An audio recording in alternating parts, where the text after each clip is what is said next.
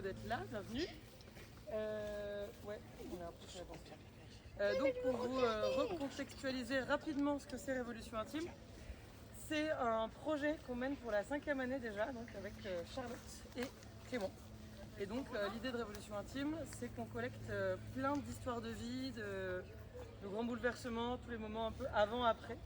Et à partir de tous ces témoignages qu'on récolte, on compose le texte d'un spectacle, on ne réécrit pas, simplement on agence. Et ça compose le texte d'un spectacle qui donc normalement est joué par pas nous quoi. Là cette année on a travaillé donc avec l'EHPAD des Jardins d'Haïti qui est juste à côté, les maisons de retraite. Et d'ailleurs qui est un très chouette endroit à découvrir qui mélange aussi une crèche et des espaces de travail. C'est un tiers-lieu très intéressant.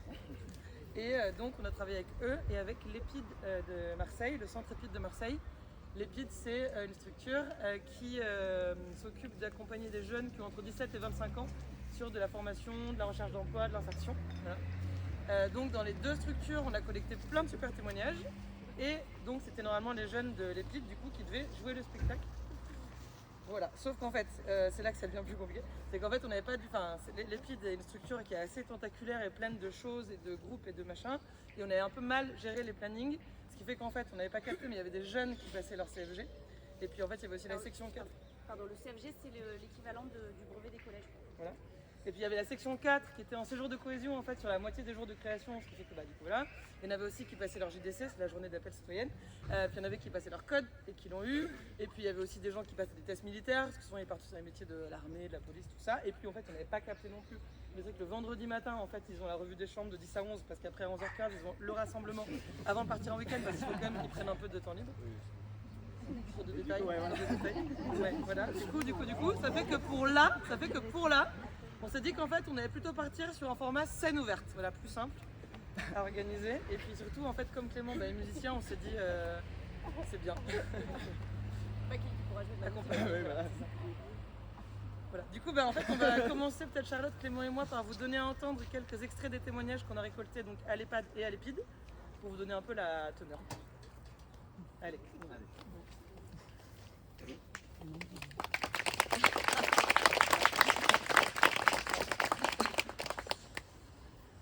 Les révolutions intimes? Et oui. C'était très gentil de me porter un verre d'eau tout à l'heure. En plus, sur le gobelet, c'était écrit le nom de l'endroit ici, de la maison de retraite, les Jardins d'Haïti. C'est un joli nom. Ma vie, elle se résume ici. Ici, c'est bien, mais enfin, on est quand même un peu coincé. Enfin, encore que je vous dirai. Tout à l'heure, j'étais avec le kiné et j'ai vu un petit portail qui n'était pas fermé à clé et je lui ai demandé mais c'est normal que cette porte-là, elle soit mal fermée comme ça? Et on s'est enfuis tous les deux. On a fait le grand tour par le parking et on est revenu ici. Bon, c'est bête, mais j'étais content d'avoir trouvé un passage secret vers le dehors. Et au niveau sociabilité, bon... Si, j'ai quand même créé un lien avec la dame qui joue au Scrabble avec moi. C'est vrai que je ne suis pas particulièrement sociable, mais quand même c'est très particulier ici. Il y a des personnes, on a l'impression qu'elles sont tout à fait normales, que tout va bien, et d'un seul coup, au bout de 10 minutes, on se dit « Oula non, en fait, ça va pas du tout !» Vous avez vu? J'ai réussi à faire mon menton tout propre au rasage. Touchez comme c'est doux. C'était difficile, mais j'ai réussi. Et voilà. Non, je crois pas en Dieu. J'aime pas ceux qui ne croient pas en Dieu. Je n'aime pas ceux qui n'ont pas de religion. Oui, je sais, je vous ai dit le contraire tout à l'heure, mais c'est parce que je m'étais trompée. Dieu, il est là-bas dans le jardin. Il y a sa statue. Et moi, la révolution intime, c'est que quand j'étais petit, j'ai connu aucun de mes grands-pères. On m'a toujours parlé d'eux en bien, c'était des personnes exemplaires et tout. On m'a même montré des photos d'eux, mais je les ai jamais connus en vrai. Voilà, c'est ça. Ah, pourquoi? Pourquoi ça a été une révolution intime? Bah, parce que c'est la famille, quoi. Enfin, je veux dire, j'aurais bien aimé les rencontrer. Mes grands-mères, ah ouais, mes grands-mères, je les ai connues. Il y en a même une, j'aurais préféré pas la rencontrer. Elle était super dure avec mes frères, avec moi. Elle voulait qu'on reste tranquille, elle nous obligeait à regarder la télé, à rester en place devant l'écran, tranquillement assis. Ben, nous, évidemment, quoi, on voulait juste jouer, s'amuser entre frères, alors du coup, on restait pas tranquille du tout. Et du coup, ben, elle nous tapait. Et non, ça marchait pas du tout. Et je me souviens que des fois, on s'organisait entre nous, avant d'aller chez elle, on se disait qu'on allait lui mettre la misère. Voilà, mais enfin, la misère, pas vraiment la misère, quoi, tu vois, mais... Moi, c'est pas vraiment une révolution intime, mais il y a quelque chose qui me vient là. C'est mon plus beau souvenir. C'est les vacances d'été avec ma grand-mère en Lorraine. Parce que ma grand-mère, elle était trop mignonne. C'est pour ça que j'aime bien les vieilles dames ici à l'EHPAD. Je les trouve charmantes. Même si des fois, elles ont un caractère de chien. Hein. Ce matin, il y en a une qui a piqué sa crise, elle a accusé l'aide-soignante des pires trucs. Après, bon, la paranoïa, je connais bien. Hein. Je connais bien. J'y ai passé du temps en hôpital psychiatrique. Avec des gens super et d'autres carrément sadiques. Parmi les vieux psychiatres en particulier, il y avait de ces connards. La folie, pour moi, c'est l'absence. La perte de conscience de soi-même. Bon, et encore non, parce que c'est une lucidité hein, de se rendre compte qu'on perd conscience de soi-même, donc non. Donc je dirais plutôt en fait voilà, que c'est la perte de lucidité. Ne plus savoir ce qui est vrai, ce qui est faux. Et en même temps, la folie, c'est très touchant. Hein. C'est l'être humain dans tout ce qu'il a de fragile et de vulnérable. Moi, ça m'a amené à plus de bienveillance en général à l'égard des autres. Ça me fait plaisir de vous parler en tout cas, parce que la folie, c'est aussi ça, hein, c'est aussi ne plus être écouté par personne. J'écris dans mon téléphone des pensées, mon journal en quelque sorte. C'est un peu mon ami, mon téléphone en ce moment. Mais j'ai aussi Mishka. C'est mon ours en peluche. J'ai fait des pieds et des mains pour que mon fils m'en envoie un, mais il a compris, je crois. Il m'a dit que son fils à lui aussi avait un doudou. Non mais des fois, c'est vrai, on a envie de tenir quelque chose dans ses bras. Hein. Quelque chose de tangible. Moi, j'ai grandi au panier, Marseille. Mais le panier ancien, madame, hein, pas le panier moderne. Ah, c'était un quartier de navigateurs corses. Et je peux vous dire que les enfants, ça marchait droit. Ah non, non, madame. Ah, il n'y avait pas de voyous chez nous. Hein, parce que je vous prie de croire qu'ils se seraient pris une sacrée rouste des parents. Et beaucoup de voyous, là, en bas du quartier. Mais nous, on était tout en haut. Vers la place des Moulins, là. Et là, c'était bien. Non, non, on était très bien surveillés, ouais. C'était très bien. Ah ben, bien sûr que c'est bien d'être surveillé quand on est un enfant. Il faut, hein. Il faut les surveiller de près, les gamins. Sinon, ils te font n'importe quoi. Et j'y suis resté toute ma vie au panier. Mais mon mari, lui, il venait du bas du quartier, lui, de la rue du Refuge. Et moi, comme je vous l'ai dit, ben, je venais du haut et bah, on a fait dans l'exotique, quoi. Ah non, non, c'était bien mon panier. Ouais, je le regrette. Hein. Et le grand chambardement, pour moi, ça a été la Seconde Guerre mondiale. C'est récent, ça. Quoi, c'est pas récent? Bah, pour moi, si, c'est récent. Des bouleversements dans ma vie? Non. Il n'y avait aucune raison qu'il y ait des bouleversements. On était 4 filles, on a fait 4 mariages. C'était des beaux mariages. Non, nos mariages, c'était pas des révolutions, c'était normal. J'ai un fils de 58 ans, un petit-fils de 16 ans, tout va bien. On n'a pas eu de troubles, on n'a pas eu de problèmes. Je dois dire que je ne suis pas très intéressée par votre histoire de révolution là. Je ne me souhaite encore aujourd'hui aucun bouleversement en particulier. Je n'aime pas particulièrement être bouleversée, voilà. Mais je ne vois pas ce que je pourrais vous raconter d'autre. J'ai rencontré mon mari en allant danser au Colisée-Ville. On y allait le samedi soir jusqu'à 8h. Ah, du soir, oui. 8h du soir. Si je rentrais à 8h02, je me prenais une gifle par mes parents. Comment c'était le dancing? Bon, tout ce qu'il y a de plus normal. Une grande salle, de la musique, et voilà. Qu'est-ce qu'on dansait? Des cha-cha-cha, des slow, des tangos, des passo dobles. Le passo doble, qu'est-ce que j'aime ça, vous connaissez? C'est magnifique. Voilà. Je ne saurais pas vous raconter plus que ça. C'est difficile, vous savez, de courir après sa mémoire. Voilà. Maintenant que vous avez un peu entendu l'ambiance de ce qu'on a reçu comme témoignage, on vous propose à celles et ceux qui auraient envie éventuellement de venir partager une de leurs révolutions intimes à elles, à eux. Ça peut être, vous avez vu, des petites choses, des grosses choses, un truc court, de toute façon. Clément peut éventuellement accompagner au batterie. Et vous n'êtes pas obligé de venir là non plus, on peut vous emmener le micro.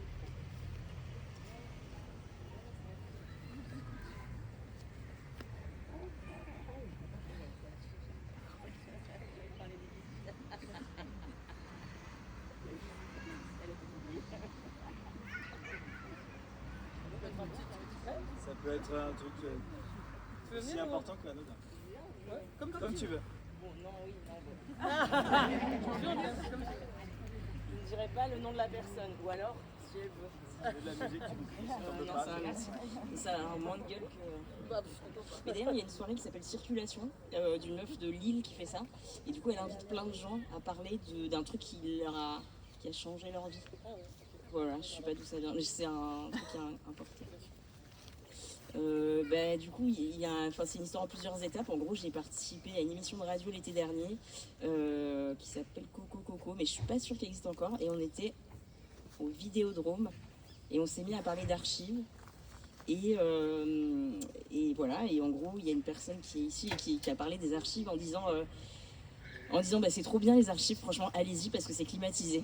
Et je me suis dit, putain, je crois que j'étais déjà un peu passionnée, mais là, ça achève le truc, quoi. Voilà. Et ces derniers temps, j'animais toujours des ateliers d'écriture et je sais pas, je faisais les trucs. Il y a beaucoup de. C'est cool, c'est aussi cool, mais il y a beaucoup de personnes blanches, mais du coup, pas beaucoup de personnes racisées. Je vais y arriver, vous avez capté. Et il y a un lien, tout ça. Et d'un coup, il y avait ce festival qui s'appelle Aflam, qui est un festival de cinéma arabe qui est à Marseille. Et une journée qui s'appelait Décoloniser l'espace public. Quelques jours avant, il y avait la visite du Marseille colonial. C'est la deuxième fois que je la faisais et c'était trop bien. J'avais envie de noter plein de trucs. J'avais juste envie d'aller dans les fameuses archives climatisées et de faire de la recherche historique. Alors que je n'ai pas fait spécialement l'histoire et peut-être que la personne non plus. Mais en l'occurrence, c'est rentrer dans un domaine qui est un domaine scientifique et faire des trucs passionnants. Donc ça donne trop envie. Et je vais y arriver à rassembler tout mon cerveau. Ah oui, et voilà, et décoloniser l'espace public. Et du coup, il y a ce type qui fait partie d'un collectif qui s'appelle Mémoire coloniale et lutte contre les discriminations à Bruxelles et qui dit des trucs trop stylés. Des trucs hyper radicaux, alors que moi j'ai l'impression d'être un peu mou des fois, mais c'était juste incroyable. Et en fait, ça m'a fait une révolution dans le sens où j'ai commencé à me dire, en fait, je peux aller dans les mêmes ateliers que j'anime et faire des trucs politiques. Des fois ça marche pas, des fois ça marche, mais du coup maintenant quand je vais en atelier d'écriture, je cherche des auteurs et autrices racisés, queer, trans et tout, et ça change des trucs. Et en fait les gens ils kiffent aussi, quoi, en fait. Donc voilà, c'est ça ma petite révolution des derniers temps.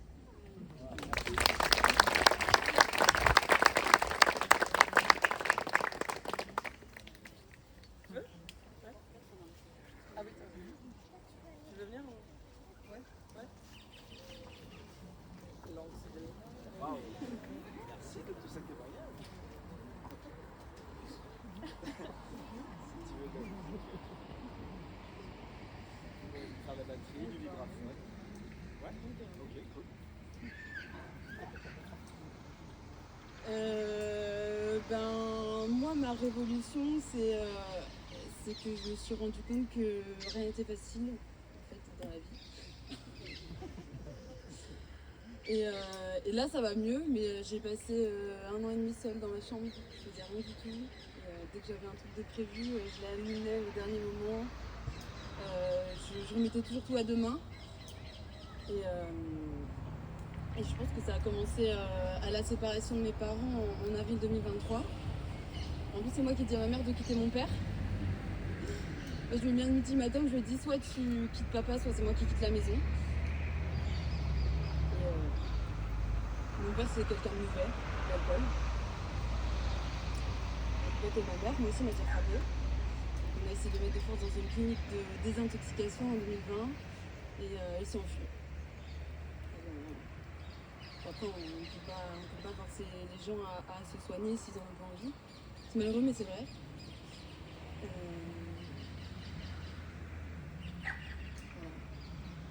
maintenant on se parle plus. Enfin non. En fait non, en fait on s'est revus juste hier parce que mon beau-père, donc le nouveau mec de ma mère, il me rabâche que c'est quand même mon père, qu'il faut quand même garder le lien, que si un jour il meurt, ben, je vais être triste quoi, que le passé il faut le laisser filer et qu'il faut penser au futur. Donc ouais, j'y suis allée et il sentait l'alcool. Et moi ça m'a dégoûtée, je suis partie. Mais maintenant ça me rend même plus triste. Maintenant je suis déter.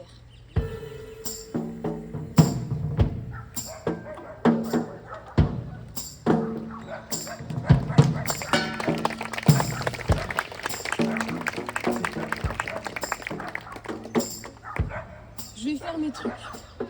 Tracer ma route, passer mon permis, travailler avec les personnes handicapées, ça me tient à cœur. J'ai eu un petit frère handicapé. À sa naissance, les docteurs lui ont donné 6 mois. Lui, il a tenu 6 ans. Il ne parlait pas avec les mots, mais il parlait avec les yeux. Il comprenait ce qu'on disait, ça se voyait. Il avait un dessin animé préféré, c'était les Simpsons. Il avait plein de posters dans sa chambre. Et quand il regardait un épisode, il faisait comme ça avec les yeux.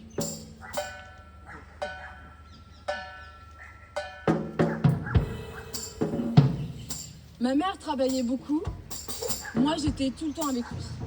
J'étais sa deuxième maman. J'arrivais pas à dormir sans lui à la maison. Quand il était à l'hôpital, j'allais dormir là-bas avec lui. Lui, c'était un 2010. Moi, je suis une 2007. Mais même les infirmières et les docteurs, ils nous disaient qu'on était comme des jumeaux. Hier, je suis allée le voir au cimetière pour lui parler, juste avant d'aller voir mon père. Ouais, c'était une grosse journée. C'est pour ça que je suis pas venue à l'Épide ce matin. J'étais trop brassée, j'avais mal au ventre et tout. Et quand je suis ici au centre, ça me fait comme une semaine de vacances, même si on fait des tonnes de trucs pendant la journée. Disons que le week-end, quand je rentre au quartier, j'ai l'impression de retrouver tous mes problèmes. Ici, les cadres ils croient que je suis fragile parce que des fois je pleure, mais alors que pas du tout. Oui, je suis sensible, oui, je pleure, soit que j'ai des poussées d'hormones, soit que j'ai des trucs qui débordent ou quoi, mais je lâche rien en fait. Je pleure de haine en vérité, parce qu'il y a tout qui me remonte. Mon père, mon frère, tout, il y a tout qui me remonte. Oui, je pleure pour eux, je pense. Je pleurerai pourquoi, c'est nous, je sais pas. Mais la confiance en moi, oui, je l'ai. Bien sûr, je lâche rien, moi. Et ici, ils ne captent pas ça. Je vous jure, madame, ils m'ont forcé à m'inscrire à un atelier croire en soi. Croire en soi, s'il te plaît.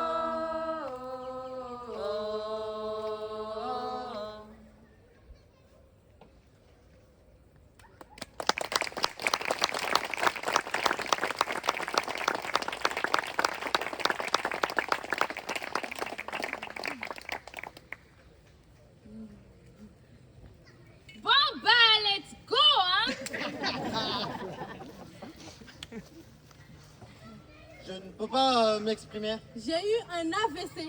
Ça fait des années. Et j'aimerais exprimer pour toute ma famille qui n'a pas compris. Ma famille, elle a eu peur. Elle a eu peur de me voir après l'AVC. Hémiplégique et tout ça, quoi. Et ma famille, elle a eu peur. Peur. Peur. Je me suis... En fait, Comment dire? Je me suis... Avant, j'étais médecin angiologue à l'hôpital. angiologue pour les artères et les vaisseaux. Bien sûr, j'ai arrêté de travailler après l'AVC. Oh oui. Et cognitivement, Au niveau de l'expression, c'est pas trop... j'ai du mal à trouver mes mots. Ah oui. J'ai les bons mots dans la tête, mais ça ne vient pas de la bouche. Ce que ça fait d'avoir les mots dans la tête et de ne pas réussir à les dire.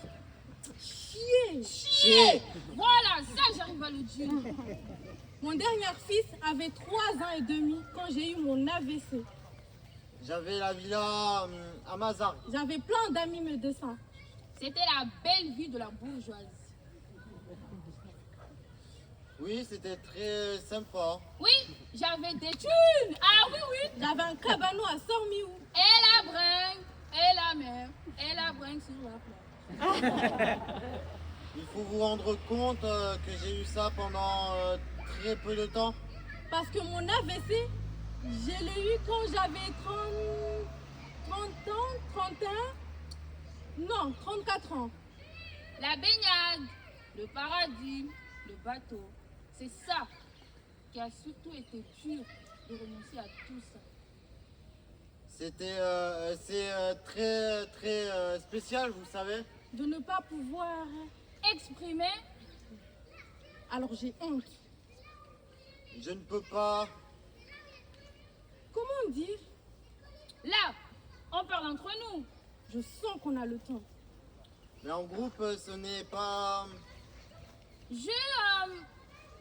À l'écart, j'ai honte de... De me montrer comme ça, voilà. Honte. Honte. Honte.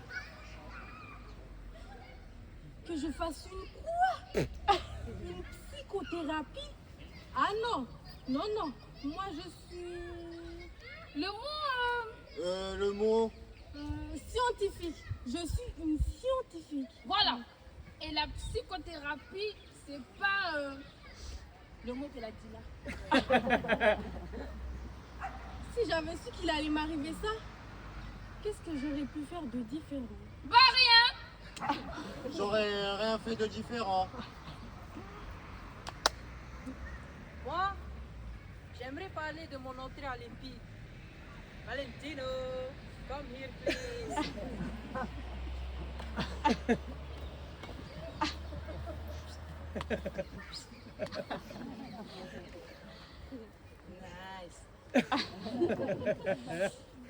Donc je disais, moi j'aimerais parler de mon entrée à l'Épide.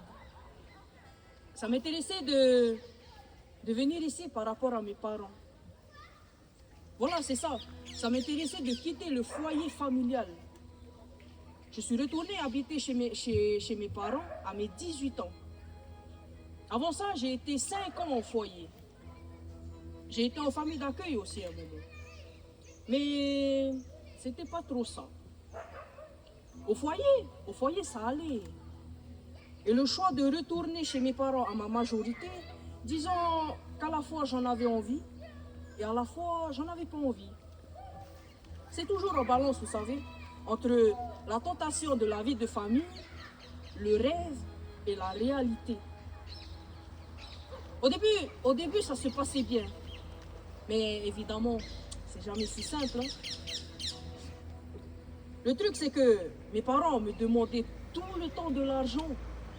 Ils ont des problèmes d'addiction. Mes salaires des 2 dernières années, ils sont passés. Hein. Si jamais je refuse de leur donner, ça part en embrouille. Et si je leur donne, ça part quand même en embrouille. Hein. Le seul plan pour avoir la paix, c'est de quitter le foyer familial. Alors voilà, je suis là. Pour la suite, je me tâte. J'ai le temps, je viens juste d'arriver. Plus tard, oui, je veux des enfants. Je pense que je serai un parent parfait. Enfin, pas parfait, mais du mieux que je pourrais en tout cas. Être parfait, ça veut dire faire de bonnes études à tes enfants, les études que lui, il a envie de faire, puis le nourrir, le loger le temps qu'il a besoin, l'aider financièrement s'il a des difficultés, parce que c'est dans ce sens-là que c'est censé fonctionner. Avoir de l'amour et l'exprimer, oui. Oui, je ne l'ai pas dit, mais c'est sûr que c'est important. Non, moi, mes parents, ils n'ont pas trop fait ça avec moi. Pas trop. Enfin, un peu.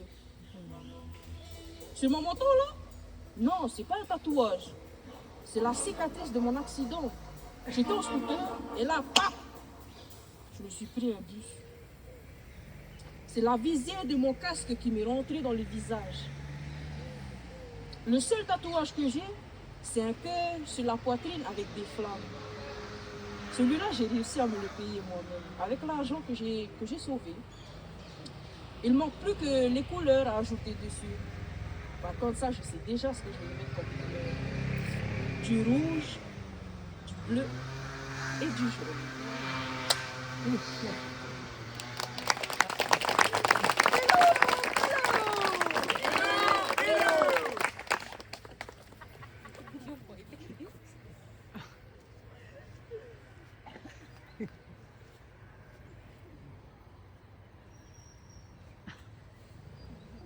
Non, on est 4 frères. 4 garçons, 0 fille. Force à ma maman, hein. Être 4 garçons, ça fait quoi? Ben, ça nous oblige à l'aider des fois pour le ménage. Ça nous apprend des choses. Enfant, je voyais très peu mon père. Il était pompier volontaire. Après, il s'est rattrapé quand même.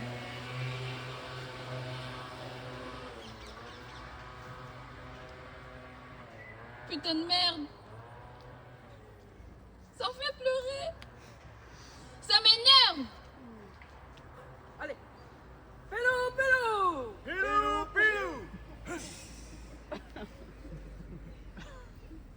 Je suis super émotive, je ressens tout fois 1000. Depuis petit, j'essaie de me désattacher des gens.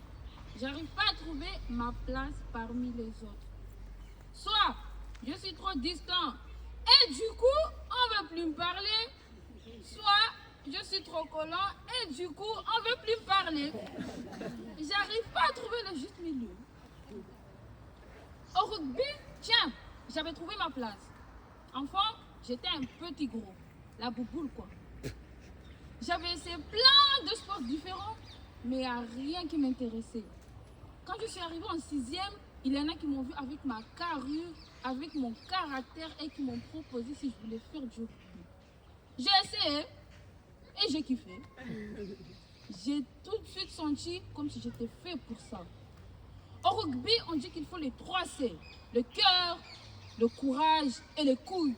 Et moi, ben, j'avais les 3.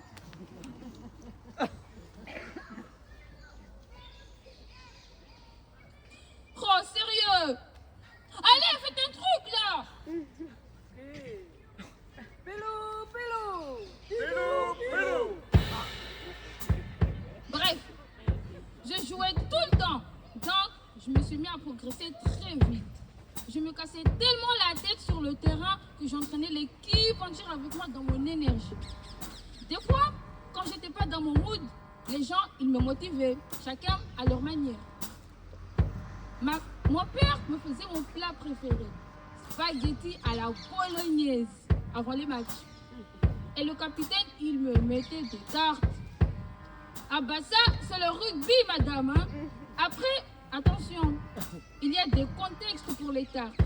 Disons que des fois, entre nous, on parle, on s'encourage avec des mots. Et des fois, on a la flemme de parler, alors on le dit avec des tartes. commencé le rugby, blessure à l'épaule. Je me suis blessée une première fois et j'ai forcé dessus parce que je voulais pas arrêter. Mon épaule a fini par lâcher complètement. Alors qu'il est là maintenant, je répète. Allez, allez, au bleu et blanc de l'aviron bâillonné. J'avais 4 équipes professionnelles qui voulaient de moi. Si j'avais pris le temps de soigner ma blessure la première fois, oui. Mais je suis quelqu'un qui n'accepte pas du tout d'être en position de faiblesse. C'est mon plus gros défaut. Pilou, pilou! C'est un cri de guerre. Il y en a un qui parle, je sais plus ce qu'il dit exactement, et les autres, ils répondent ça. Pilou, pilou!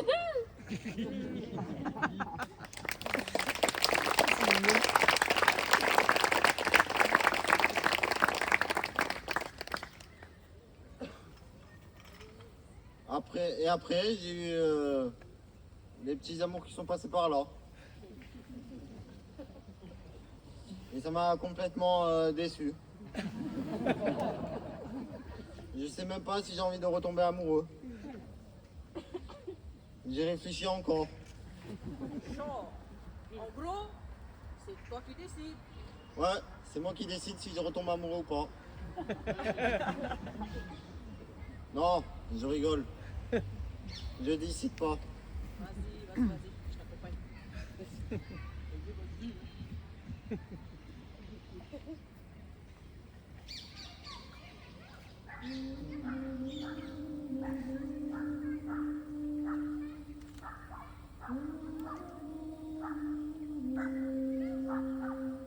En tout cas, les jeunes d'aujourd'hui, en tout cas pour les jeunes d'aujourd'hui, la douceur et l'amour, c'est pas trop ça. Et ça a l'air honteux. Je sais pas pourquoi. Moi, j'aimerais bien que ça redevienne comme avant. Et en même temps, ça me fait bien rire quand j'entends les gens parler d'amour. C'est beau, c'est jaloux, c'est joyeux. Ça fait ci, ça fait ça. Non, l'amour, c'est même pas comme avant. Tu comprends rien. L'amour, c'est quand tu sens que la personne d'en face défonce toutes les barrières que tu as mis en place patiemment.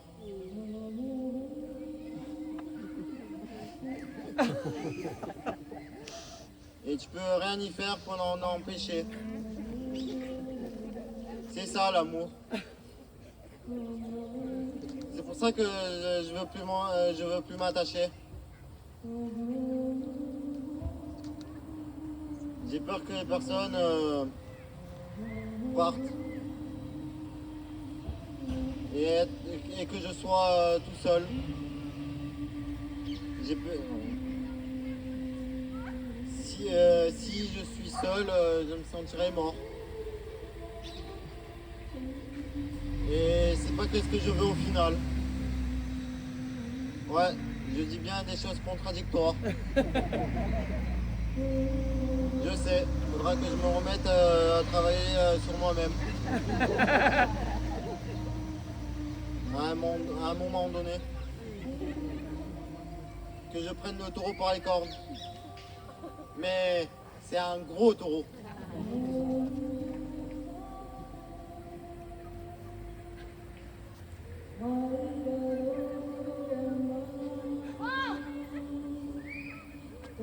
L'amour, hein?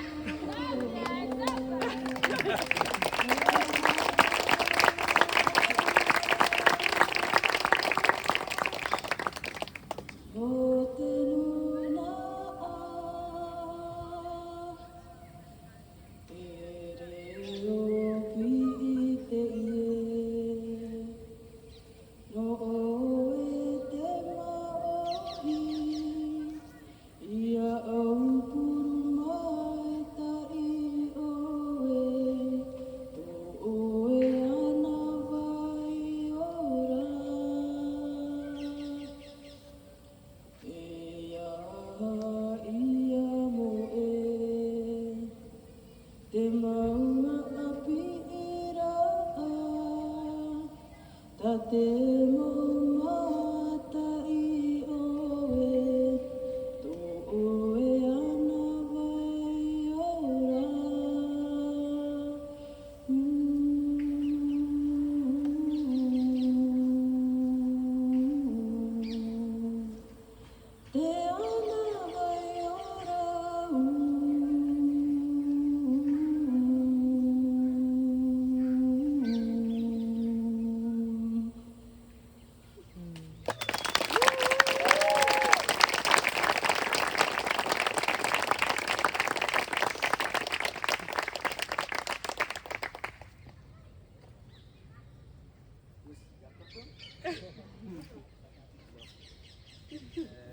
Sénégal, ni village, qui est village développement, nous sommes ici.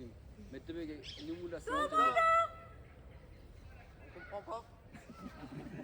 Ah désolé, excuse-moi, il y a quelqu'un qui peut me traduire en français. Ben moi je parle pas soninké, mais par contre j'ai le texte.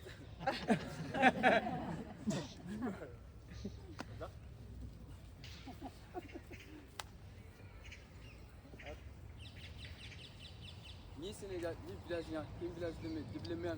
Quand j'étais au Sénégal, dans le village, Tu veux que nous nous sommes ici. j'ai pensé à ça en premier parce que Tu veux que nous nous la sommes ici. ça me manque, j'aimais bien. Ni donne, ni mignon, ni donne, mais qui est nous. Il y a une grande forêt là-bas. Très très très grande forêt. J'allais chercher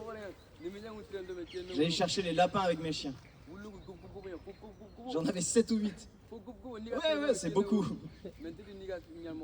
Là-bas, on dresse des chiens pour aller chasser dans la forêt. Tous les jours, je faisais ça. Dans notre maison, j'étais le seul à le faire. C'est moi qui les élevais. Des fois, on partait à 4 ou 5 ensemble. On avait jusqu'à 17, 18 chiens. Et ici, ici, j'ai plus d'animaux. En France, mais là, je dois faire un stage pour aller connaître des chevaux. La forêt là-bas, c'est bien. Il y a beaucoup d'arbres. Il y a des manguiers, des orangers, il y a des forêts humides.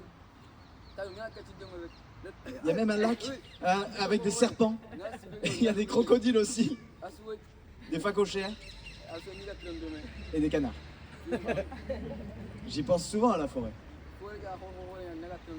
Le jour du départ, j'avais acheté des habits neufs la semaine d'avant. Et j'ai laissé mes chiens à mes 2 frères. Et je partais seul. J'avais 2 valises et un sac à dos. Ciao le Sénégal. Et en France, ce qui m'a semblé étrange, c'est la nourriture. Le truc qui ressemble à du riz là, un peu mou. Je sais même pas comment ça s'appelle. Et ici aussi les gens, mais ils aiment trop s'énerver. Dès que quelque chose leur plaît pas, ils se mettent à crier, à parler mal. Les gens d'ici, ils aiment insulter. Chez moi aussi, on s'énerve, hein, mais moins souvent. Ou alors pour des raisons qui me semblent plus importantes, quoi. Marseille ? C'est trop bien pour moi. Je me suis fait des amis ici. Même des gens différents de moi aussi, dès qu'ils sont pas musulmans par exemple. La religion c'est très important pour moi parce que je l'ai appris. Parce que tu l'as appris ? Oui, parce que je l'ai appris.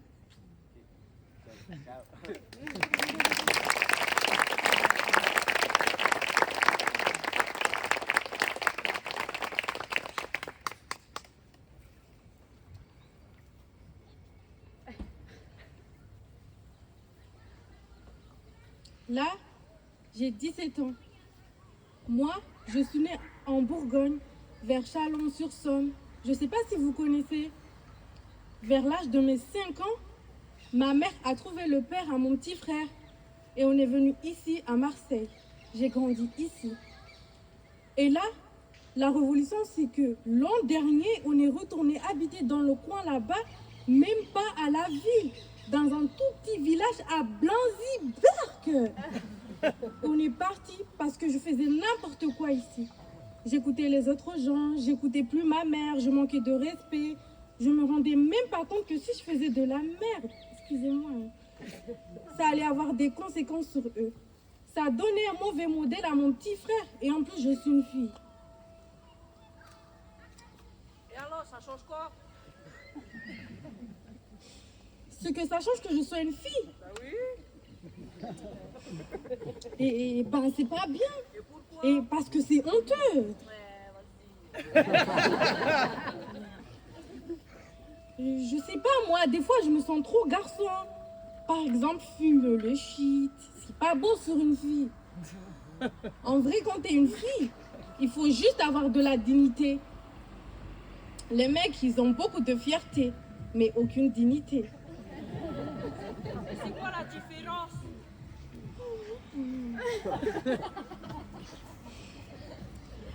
La différence, c'est quoi? Mais je sais pas, moi, je sais même pas m'exprimer. Ok, j'essaye. La différence, c'est que quand t'as pas de dignité, tu te respectes pas toi-même, ni les autres. Et la fierté, ça serait de...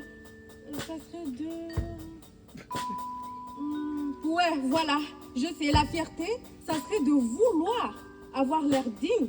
Mais en fait, tu l'es pas. Moi, de la dignité, j'en ai un peu. Hein. J'essaie en tout cas. On est resté 1 an à Bourgogne. Et en vrai, ça a trop marché le plan à ma mère. On dirait que j'étais dans une crise d'adolescente avant. Je sais pas si j'ai grandi ou quoi. Après, bon, moi, je m'en foutiste. Ouais, non, c'est pas vraiment vrai. Hein. C'est juste qu'à l'école, j'arrivais pas à rester assise, à écouter des choses qui m'intéressaient même pas. C'est quoi que j'aimerais apprendre pour de bon? Bah, je sais pas, moi. Cette question, on me l'a jamais posée. Et à vous, on vous l'a déjà posée? J'en sais rien.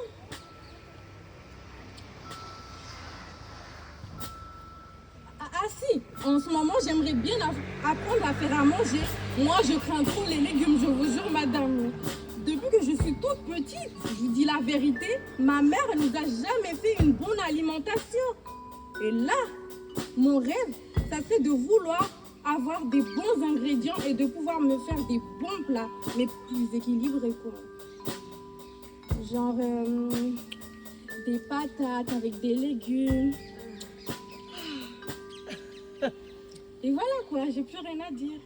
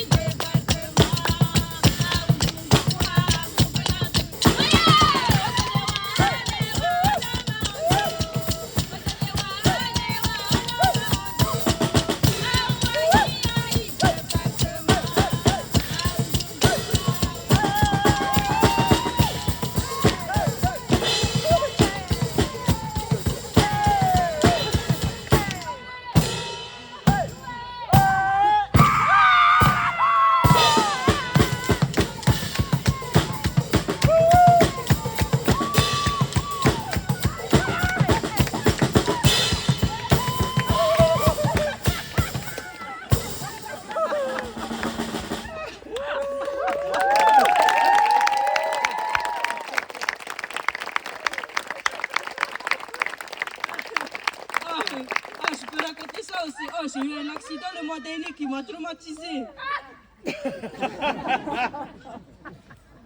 Oui. Il y avait un garçon qui traînait en bas de chez moi. Et très vite, on s'est bien entendu. Il n'y avait aucun regard bizarre, il n'y avait pas de sous-entendu, il n'y avait pas de truc entre nous. Juste, on s'entendait bien. Et une fois, on traînait ensemble, on fumait, on avait faim. Alors, on est parti chercher à manger là au Quick de Saint-Louis. Je monte dans sa voiture, on se cale dans un parking, on mange nos sandwichs, et quand on sort du parking, aïe, les gyros, la police. Moi, je ne savais pas que la voiture, c'était une voiture volée. En plus de ça, qu'elle était chargée dans le sens où il y avait des armes dans la voiture. Je ne savais pas non plus que le mec, il avait pas permis, ni qu'il conduisait pas très bien. Et là, le mec, il fait délit. Ça veut dire, il s'est enfui.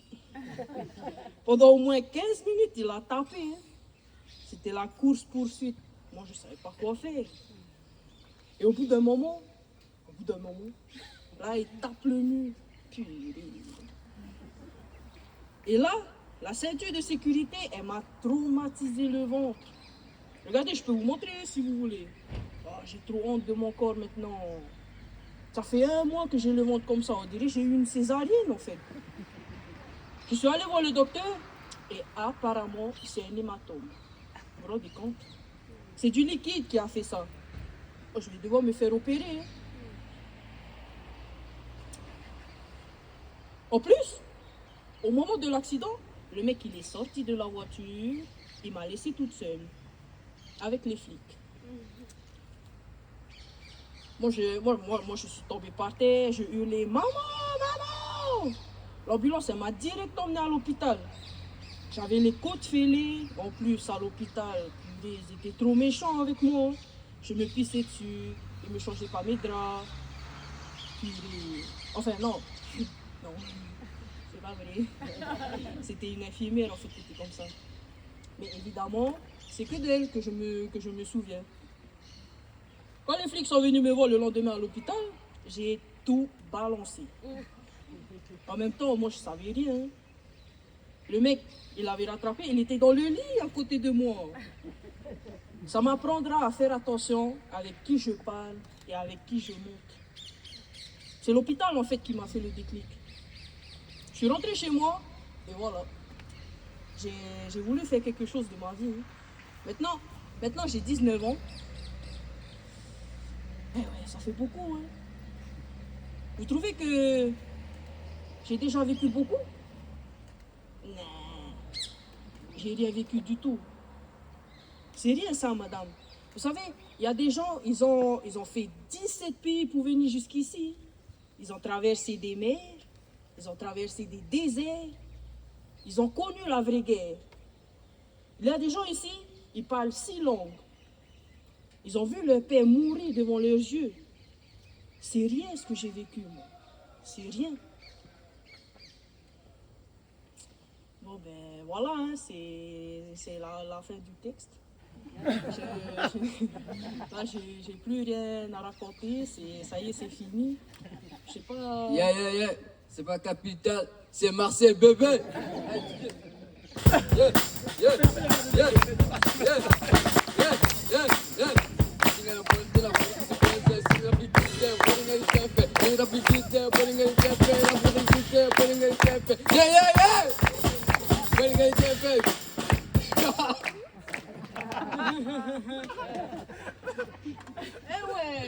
Eh ouais. Oh, tu veux t'y mettre toi aussi?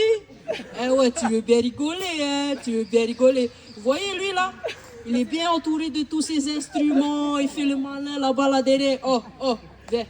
Viens nous lâcher un petit freestyle là. Allez, tu viens. T'as voulu faire le malin, ben voilà, assume mon frère. Oh, par contre, sors le texte. Allez. Ah purée. Eh ben super. C'est bien d'être ici, Florent. Bah oui. Des bouleversements, c'est ça? Ok, vas-y. Bouleversement, c'est dur. Alors attends. Bah là, le premier truc qui me vient, clairement, c'est que quand j'entends tout ça, c'est que en fait, je me rends compte que j'ai une vie giga favorisée, quoi.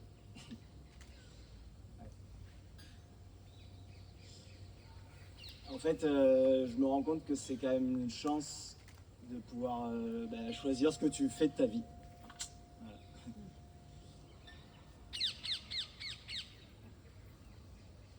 Voilà. Ma vie, ça a été comme une rivière, quoi. Comme une rivière où les choses, elles ont découlé les unes après les autres, comme ça. J'ai toujours fait des trucs que j'ai kiffé. On m'a toujours soutenu pour faire des trucs que j'ai kiffé. Genre, j'ai pas fait d'études et je me retrouve à être payé pour faire de la musique, pour faire des spectacles avec des gens incroyables. Le boulot le pire que j'ai fait, c'était distribuer des tracts à la journée des associations pour une salle de gym. Ça va. Enfin, genre, j'ai pas eu de drame, quoi, dans ma vie. J'ai pas eu de chamboulement, de trauma, quoi. Note de ma vie, je dirais note de ma vie, 10 sur 10, quoi. Voilà, jusque-là, jusqu'aujourd'hui. Après quand même, moins bonne note pour l'enfance.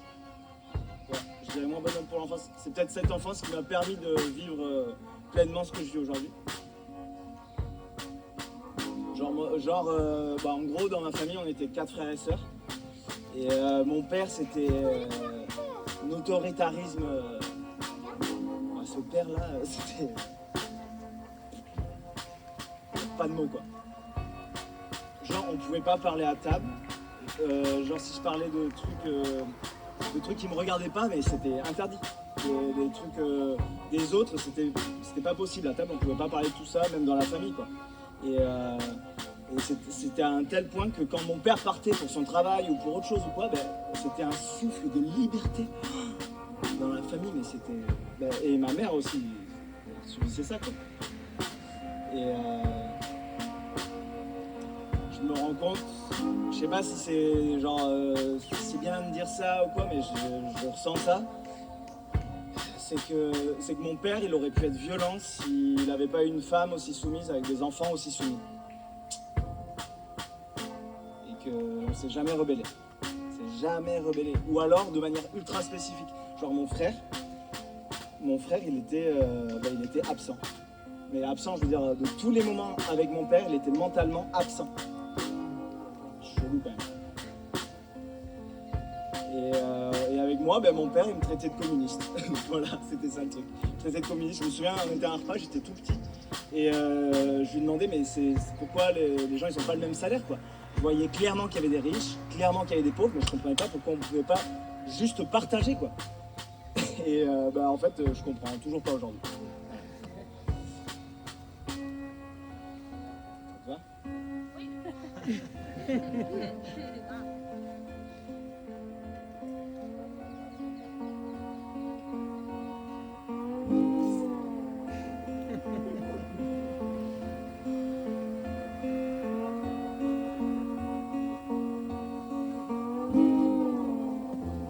Je commence par quoi?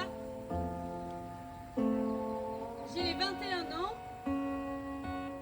Je viens de Mayotte. Ma mère, c'est une Comorienne et mon père, je le connais pas. Je vivais à Mayotte avec ma mère et tout allait bien. Même si bon, là-bas, tous les jours, les bus, ils sont caillassés. Et puis il y avait beaucoup de grèves, de gens qui se battaient. Donc on n'allait pas souvent à l'école. L'école, elle est très loin de chez ma mère. Mon bus passait à 4h du matin. Je passais 2 à 3 heures dans le bus parce qu'en plus, il y a énormément d'embouteillages sur l'île. Un jour, une tante que je connaissais même pas et qui habitait en France est venue pour un mariage. Elle a vu que je n'étais pas scolarisée et que moi, j'avais trop envie. Bah oui, je voulais beaucoup. Des fois, je prenais des taxis clandestins pour essayer d'aller quand même à l'école. Ils me laissaient quelque part et moi, je marchais. Alors ma tante a dit, je vais rendre la vie de ta fille meilleure. Et elle m'a fait venir en France, chez elle, au Havre. C'est en Normandie. Ma mère ne voulait pas du tout au début parce que je suis sa seule fille. Mais elle a quand même fini par me laisser partir parce qu'elle a compris que c'était mieux pour moi. Au début, tout allait bien. Mais il y a eu un problème avec le mari de ma tante. Quoi comme problème? Un gros problème. Il a voulu des choses et moi, je me suis défendue. À partir de là, ma tante a commencé à changer, à me parler mal. Et puis, elle a fini par me virer de chez elle, tout simplement. Il pleuvait ce jour-là. Alors, je m'étais réfugiée à un abribus avec ma valise parce que je ne savais pas quoi faire d'autre. Et ce qui m'a sauvée, c'est que j'ai rencontré une dame qui avait bon cœur. Ça existe, hein, les gens qui ont bon cœur. C'était une dame qui venait de Mayotte, comme moi. Elle allait au marché et elle m'a vue là, avec mes sacs, à l'arrêt de bus. Et quand elle est revenue du marché, elle a bien vu que j'étais toujours là, que je n'avais pas bougé. On a parlé. Elle a demandé le numéro de ma mère, elle l'a appelé. Ma mère était en larmes au téléphone, elle ne savait pas quoi faire, elle était tellement loin. Et une fois qu'elle a eu fini sa petite enquête, la dame m'a accueillie chez elle. Elle m'a donné des clés et je partageais la chambre avec sa fille. Et finalement, je suis rentrée à l'Épide au mois d'octobre. Je reste à l'internat même le week-end. Ma révolution, c'est juste le fait d'avoir quitté mon pays. Mayotte. Je m'adresse. Je suis venu ici en croyant que j'allais trouver des études, une alternance, mais j'ai pas trouvé, c'est dur ici en fait. Ça me manque de pas danser. Non, il n'y a pas de danse mahoraise ici à Marseille, c'est que des Comoriens. Ils dansent seulement la yassa. Tu sautes et c'est tout, il y a un seul pas, c'est nul. Chez nous, on danse Mbiwi. Là, tu bouges les fesses, ça c'est rigolo. Les fêtes, elles sont bien à Mayotte, hein. On fait plein de trucs différents. On fait le Mbiwi, le Shigoma, le Tahari. On fait le Manzaraka aussi, ça c'est chaud madame, le Manzaraka. Hein. C'est pendant les mariages. Je vous montre aussi le Mbiwi? Oui, c'est un peu comme du twerk. Mais c'est facile ça, même vous pouvez le faire. Hein. Si, tout le monde sait le faire à Mayotte en tout cas. Mayotte, c'est compliqué la vie là-bas. En termes de population, déjà, tu peux multiplier les chiffres par 2 parce qu'il y a autant de Mahorais officiels que de sans-papiers qui viennent essentiellement des Comores. Et puis le manque de personnel dans l'administration, dans les établissements scolaires, dans les hôpitaux, entre autres parce que les Blancs, les Mzungu, ils sont un peu vus comme des gens qui viennent gagner du fric sur le dos de l'île, qui veulent pas se mélanger, et puis qui repartent quand ils en ont marre que ce soit trop le bordel.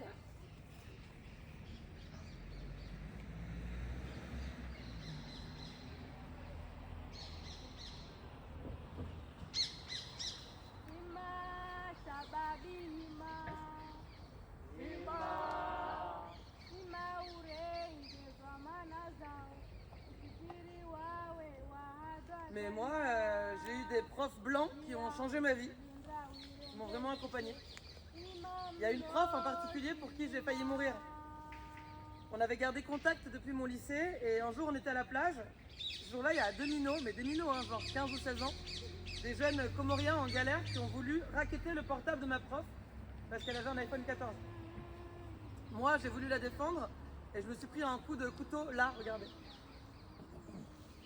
J'ai dû partir à l'hôpital européen à Marseille pour me faire soigner. Non, j'ai pas eu peur de mourir. Dans mon cœur, je me disais, si je dois mourir aujourd'hui, au moins je meurs fière en ayant défendu quelqu'un qui m'a aidé, pour qui j'ai du respect. J'ai pas eu peur. Mais moi, je dis, les parents des jeunes Comoriens, ils sont responsables, oui, mais aussi l'État français. Pourquoi je dis ça? Les policiers, ils prennent les parents sans papier et ils les renvoient aux Comores sans leurs enfants. Je vous jure, ils font ça. Mayotte et les Comores, c'est à côté. Et tous les jours, il y a des Kwassa qui traversent. Les Kwassa, c'est des barques. Et tous les jours, il y a des gens des Comores qui viennent parce qu'ils pensent qu'ils auront une vie meilleure. Et tous les jours, il y a des policiers qui les rattrapent et qui les renvoient chez eux. Et parmi les parents, il y en a plein qui repartent sans leurs enfants parce qu'ils se disent que leurs enfants seront mieux à Mayotte, hein, qu'ils arriveront mieux à se débrouiller. Mais en faisant quoi? En racketant des jeunes qui vont à l'école? Aujourd'hui, la France se vante que ce soit un département français, mais l'État n'investit rien et ne veut surtout pas le faire. Sarkozy, je me souviens, il était venu faire campagne à Mayotte avant son élection.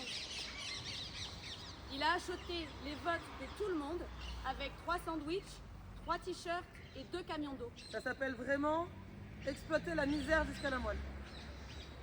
Mayotte, la vie là-bas c'est bien, à part la violence entre les gens, mais sinon, c'est un endroit où je me sens libre. Là-bas, je suis vivante. Quand je suis avec ma famille, je te jure, pour moi tout va bien. Depuis la tempête, ma mère habite chez une personne de notre famille, mais là, elle va devoir partir après le ramadan. Notre maison, c'était une maison en tôle. Après le cyclone, il n'y en avait plus aucune sur l'île. Le cyclone, c'était fort, hein. On était partis s'abriter dans une école primaire. Tous les gens qui habitaient dans des maisons en tôle étaient avec nous.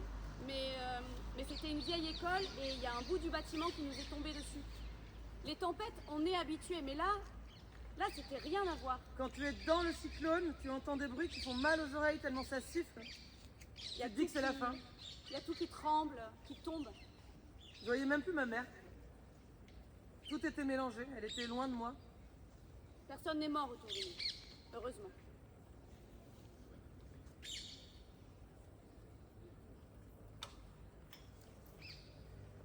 Et là, tout ce que je vous ai raconté, bah, c'est que la moitié. Hein. Enfin, je veux dire, c'est que la moitié de ce que j'ai vécu, quoi, de ce que j'ai ressenti. Parce que j'ai pas les mots. Par contre, moi, j'ai la joie de vivre. Ce qui me rend heureuse, c'est de danser, de chanter, de faire du théâtre aussi. Ouais, je fais du théâtre toute seule. Je me mets devant mon miroir, par exemple. Je prends un balai avec la serpillière au bout, là, vous savez, qui font comme des cheveux. Et puis bon, par exemple, je joue au chevalier et à la princesse qui se disputent ou quoi. Je fais les dialogues et tout, ouais. Ah oui, oui, oui. Oui, j'aime bien. Vous savez, c'est bien de parler de Mayotte, mais ce que vous avez dit là, ce n'est que la moitié. Il y a tout un tas de choses à dire sur Mayotte. Oui, c'est que la moitié, on aimerait parler de Mayotte. Mais là, actuellement, le spectacle est sur la révolution. Madame, vous pouvez lancer le Eh bien, oui, une révolution intime, bien sûr, le passage de Casablanca à Marseille. Casablanca au Maroc. Casablanca, oui, la ville du Maroc. Voilà. Je suis né en 1930. Je suis de nationalité française et j'ai vécu 89 ans à Casablanca. Oui, 89. Oh, madame, vous faites quoi ici? Je suis venue parce qu'on fait comme ça à Casa. Quand on a des problèmes de santé ou qu'on a un peu d'argent, il n'y a pas le service après-vente là-bas. Ça m'a fait un grand boom de quitter ce pays. C'est bien être là-bas. Casablanca, on y était bien. Du temps du protectorat, en tout cas, c'était très bien. La France prenait bien soin du Maroc du temps du maréchal Lyotet, c'était formidable. Après, l'indépendance, ça ne s'est pas passé comme il aurait fallu. Madame, vous ne trouvez pas que c'est normal que le Maroc réclame son indépendance? Parce que, comme par exemple, nous, à Tahiti, nous, on veut aussi notre indépendance, mais la France, ils ne veulent pas nous lâcher. Parce que nous, on a beaucoup de terres qui sont très, très riches. Si je pense que c'était normal que le Maroc ait demandé son indépendance, mais madame, quelle est la personne qui ne voudrait pas retrouver sa liberté et son indépendance? Bien sûr que c'était normal. Mais ça s'est pas passé comme il aurait fallu. C'est tout. C'est bien que vous travaillez sur l'histoire du Maroc. C'est très intéressant. C'est excellent ce projet de spectacle. Ouais, sauf qu'en fait, c'est pas vraiment sur ça qu'on travaille. Là, on en parle parce que vous en parlez, mais c'est pas ça le thème principal, quoi. Ah bon? Non. Ce n'est pas sur ça que vous allez faire votre spectacle? Non. Ah, c'est dommage. Oui, c'est dommage. Mais par contre, on va venir jouer chez vous à l'EHPAD au mois de juin avec les jeunes. Au mois de juin, vous venez jouer votre spectacle?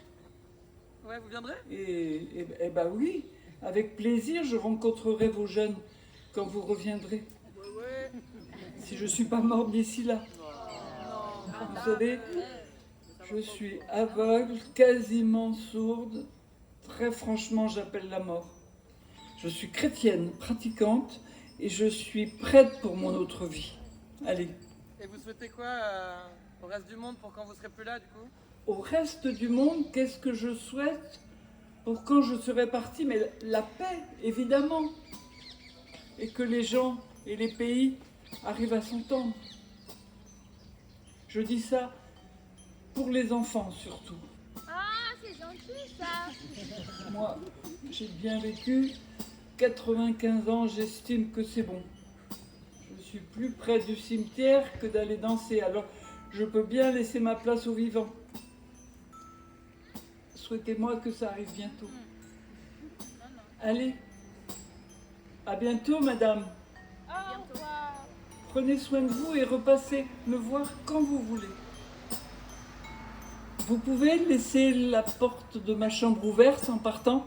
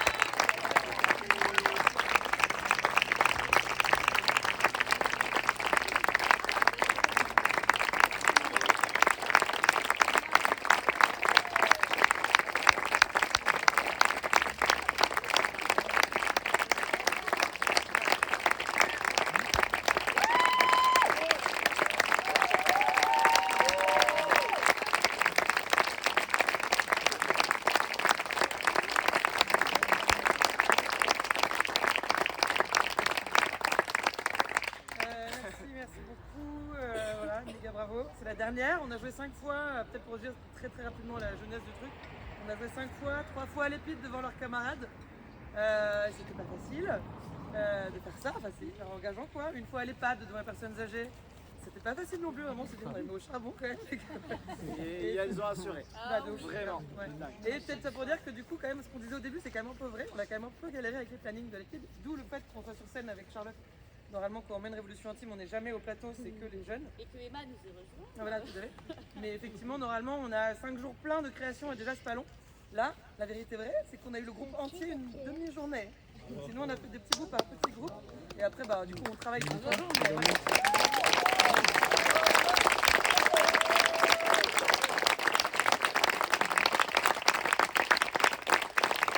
Dernière info avant de... Présente-les. Oui, ah, Ah bah oui. Bah oui, ce serait bien. Bah si, carrément. carrément. Ce serait super. Valentin.